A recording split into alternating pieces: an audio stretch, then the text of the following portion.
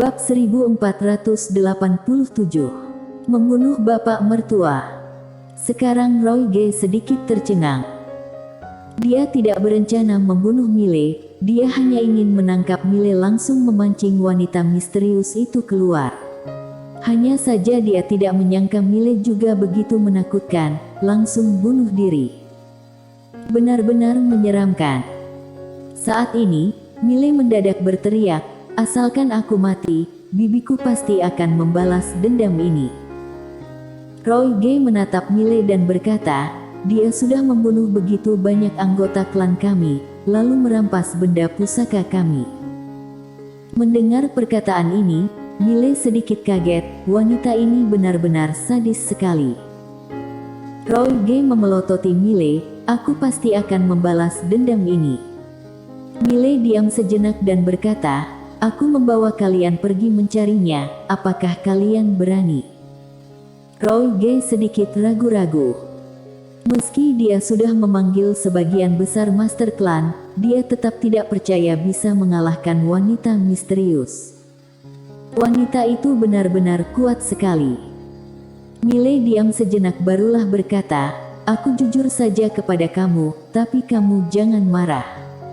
Dengan orang kalian ini, mana mungkin bisa mengalahkan bibiku? Kamu seharusnya tahu dia seberapa kuat."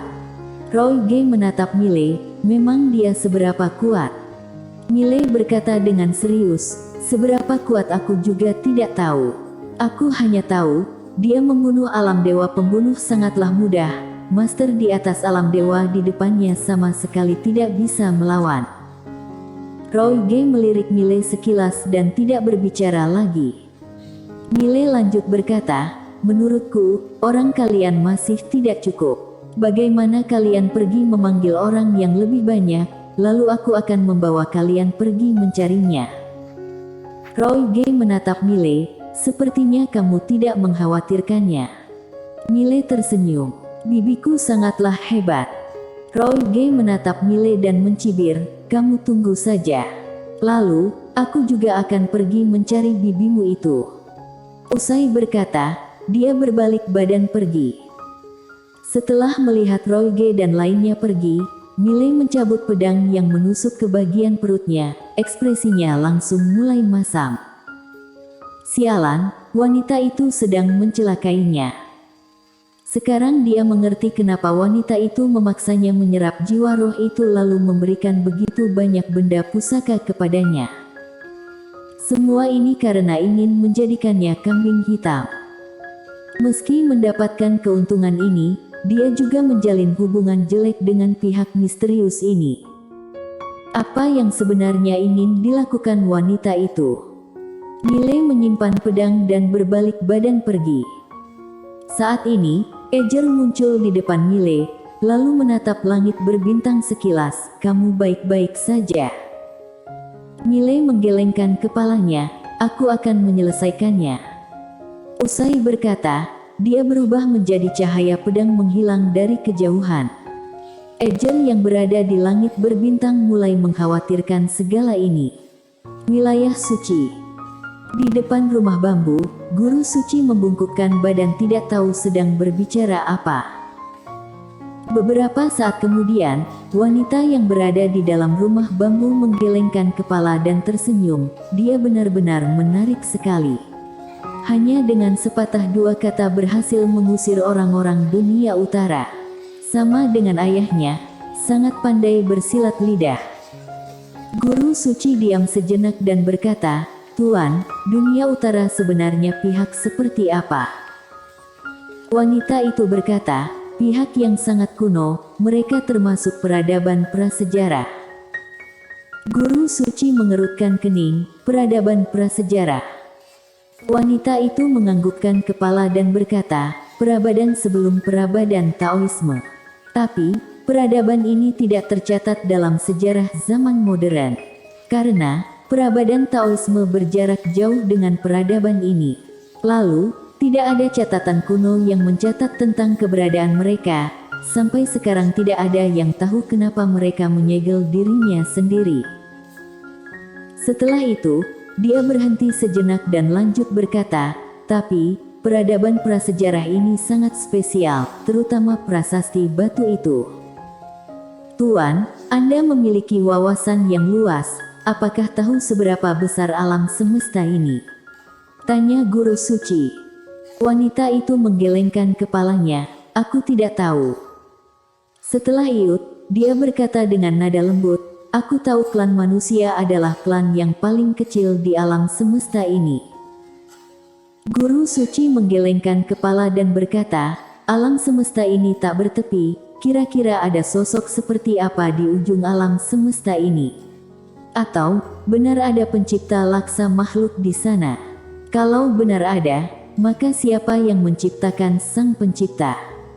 Pertanyaanmu ini sangat mendalam, aku tidak bisa menjawabnya.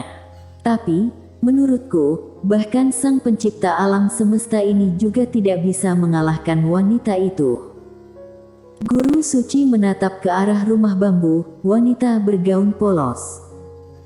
Wanita itu menganggukkan kepalanya, meski adalah musuhku, tapi, aku masih tidak pantas menjadi musuhnya, karena bagaimanapun juga aku mungkin tidak bisa menahan satu serangan darinya. Setelah itu, dia tersenyum, sebenarnya, aku sangat menghormatinya, karena dia berkorban banyak dengan kakaknya. Lalu, dia berani bermusuhan dengan seluruh orang di alam semesta ini hanya demi kakaknya. Guru suci diam sejenak dan bertanya, bahkan Tuan juga tidak tahu dia seberapa kuat. Wanita itu meletakkan buku kuno yang ada di tangannya dan berkata, dulu aku hanya tahu sedikit, sekarang sudah tidak tahu sama sekali. Sekarang dia seharusnya adalah orang yang paling kuat di alam semesta ini. Tapi, dia juga ada titik kelemahan. Mile, tanya guru suci. Wanita itu menganggukkan kepalanya, Mile adalah satu-satunya titik kelemahannya. Guru suci melirik rumah bambu sekilas dan berkata, tujuan Tuan tidak hanya ingin membunuh Mile. Wanita itu tersenyum dan berkata, tentu saja. Setelah itu, dia membuka telapak tangannya lalu mengepal erat dan berkata, apakah kamu tahu? Saat aku memutuskan untuk bertarung dengan Mile, kekuatanmu mulai meningkat satu hari demi satu hari. Guru suci berkata, penyebab bencana. Iya, penyebab bencana membantuku. Kalau aku tidak salah menebak, penyebab bencana juga sudah tidak tahan lagi. Karena bagaimanapun juga, Mile tidak mirip dengan orang yang akan terkena bencana. Dia bisa menyelesaikan segala masalah dengan mudah, lalu orang yang membantunya juga semakin banyak. Tapi, ini juga hal yang wajar, siapa suruh dia adalah generasi kedua terkuat. Jadi, asalkan orang yang ingin bertarung dengan Mile, maka kekuatan pasti akan meningkat pesat. Tanya guru suci. Wanita itu menggelengkan kepalanya dan berkata, tidak. Kenapa aku bisa mendapatkan bantuan dari penyebab bencana? Seharusnya karena aku lebih kuat, lalu penyebab bencana yang aku letakkan pada Mile, hanya ada satu sebab, aku akan membuat penyebab bencana ini langsung datang. Kalau benar terjadi, maka Mile keluar dari pintu saja mungkin akan langsung tersambar petir. Guru suci berkata, penyebab bencana begitu menakutkan. Wanita itu tersenyum dan berkata, menakutkan 1000 kali lipat dari yang kamu bayangkan.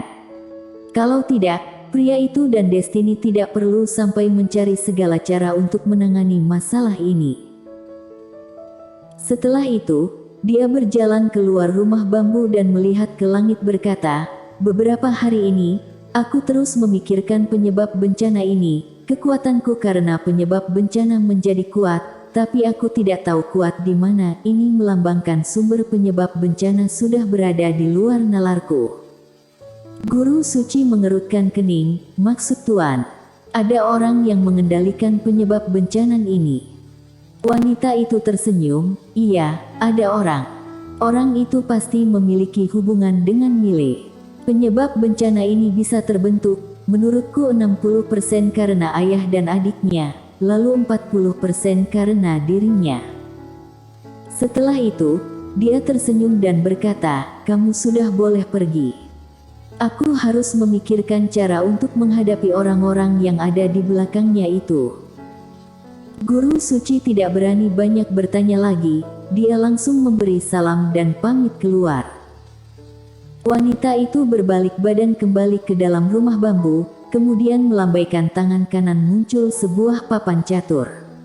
Permainan catur sudah memihak ke arah pion hitam, pion putih tidak mungkin bisa membalikkan keadaan lagi. Wanita itu duduk melihat papan catur ini. Setelah berpikir sejenak, dia mengambil pion putih tapi tetap tidak meletakkannya. Beberapa saat kemudian, dia bergumam, penyebab bencana. Destiny hanya bisa mengandalkan penyebab bencana. Setelah meninggalkan alam semesta 5 dimensi, Mile langsung pergi ke Istana Yuming. Sekarang Istana Yuming sangatlah tenang. Mile masuk ke dalamnya dan melihat patung bibi pertamanya lalu bergumam, "Bibi pertama, kamu seharusnya bisa mendengar suaraku, kan?" Patung itu tidak membalas. Mile bertanya, "Orang yang mengaku adalah bibi kecilku itu, apakah satu pihak dengan bibi pertama?" Tetap saja tidak ada yang menjawab.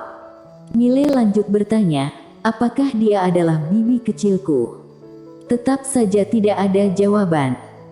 Mile menghela napas pendek lalu berbalik badan pergi. Saat ini, terdengar suara dari dalam istana, "Kali ini tidak ada orang yang bisa membantumu." Mile berhenti dan bertanya dengan suara kecil, "Dia benaran adalah bibi kecilku?" Suara itu menjawab, "Iya, bibi kandungmu." Mile sedikit bingung, kenapa dia malah mencelakaiku? Suara itu diam sejenak barulah menjawab, "Karena sebuah dendam pribadi. Detailnya, kami juga tidak tahu. Tapi, aku boleh memberitahumu, kamu harus lebih berhati-hati." Dia berani bertindak, pasti sudah memikirkan cara untuk menghadapi Lydia, apa kamu mengerti? Mile berkata dengan nada sedih, "Dia sangat kuat."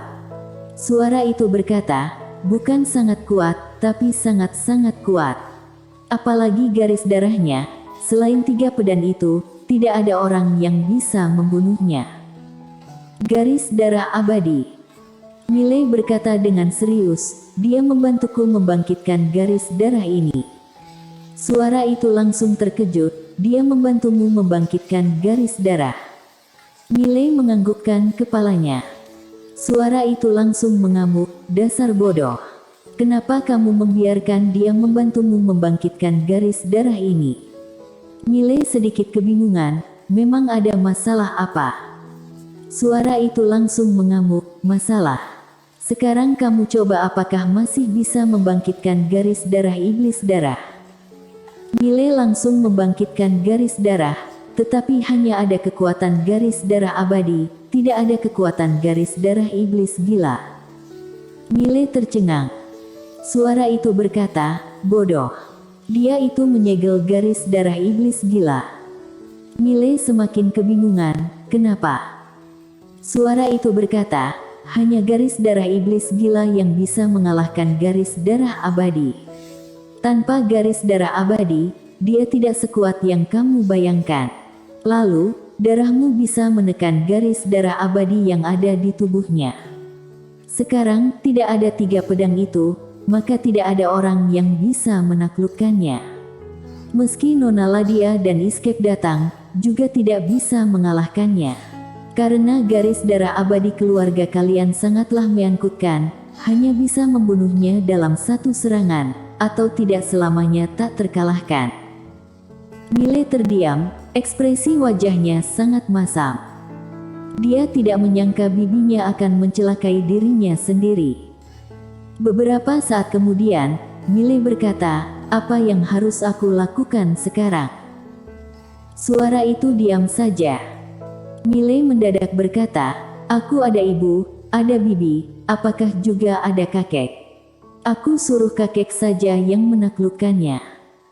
Suara itu berkata, "Ada, tapi sudah dibunuh oleh ayah Miu." Mile langsung membelalakan matanya, "Apa? Ayahku begitu menakutkan, sampai membunuh ayah mertua sendiri?" Bersambung.